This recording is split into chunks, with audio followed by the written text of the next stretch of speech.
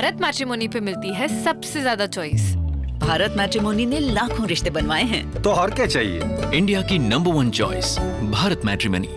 बिहार चुनाव के दूसरे चरण के तहत मंगलवार को होने वाले मतदान के लिए चुनाव प्रचार का शोर रविवार को थम गया और इसी चरण में सबकी निगाहें दलित और मुसलमान मतदाताओं पर टिकी है। आखिर ऐसा क्यों है?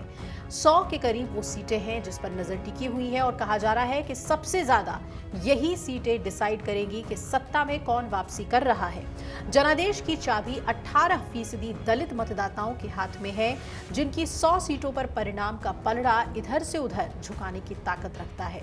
और इसके अलावा इसी चरण में सीमांचल समेत 3 दर्जन सीटों पर प्रभावशाली उपस्थिति रखने वाले मुस्लिम मतदाता मुसलमान समुदाय के भविष्य की राजनीति के संकेत भी छिपे हुए हैं।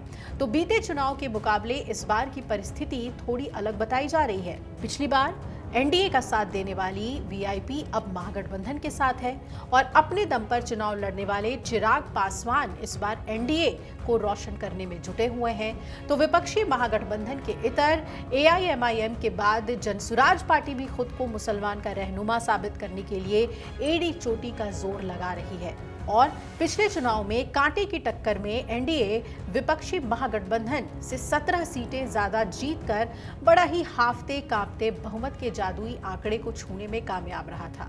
महागठबंधन पर ये भारी पड़ गया था और एनडीए ने किस तरीके से बढ़त बनाई थी वो भी समझ लीजिए। बीते चुनाव में एनडीए को महागठबंधन के मुकाबले 1.6% ज्यादा वोट बिहार में मिले थे।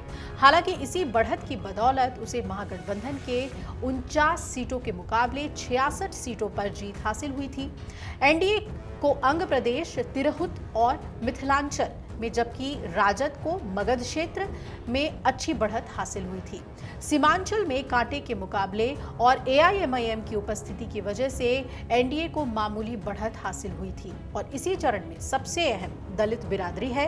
कुल 18% की हिस्सेदारी रखने वाली दलित बिरादरी में 13% महादलित, इनमें 2.5% मुसहर जाति के लोग आते हैं और 5% पासवान, जिन्हें दुसाद कहा जाता है, बिरादरी से आते हैं। और करीब 100 सीटें तो ऐसी हैं जहां हर सीट पर इस बिरादरी के मतदाताओं की आबादी 30 से 40 हजार के बीच है।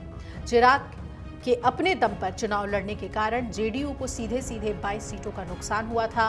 बीजेपी का मानना है कि चिराग और जीतन राम मांझी के साथ आने से पासवान और मुसहर बिरादरी के 7.5% जो मत हैं वो एनडीए के पक्ष में गोलबंद हो जाएंगे। और इसी चरण में एनडीए की जो सबसे बड़ी चुनौती है वो भी जान लीजिए। खासकर बीजेपी को अपनी सीटों को बचाने का दबाव तो है, वहीं जीतन राम मांझी और चिराग पासवान को भी अपने मजबूत इलाके में खुद को साबित करना है। महागठबंधन के लिए आरजेडी और कांग्रेस की कोशिश होगी कि वो सत्ता में वापसी के संकेत दिखाएं।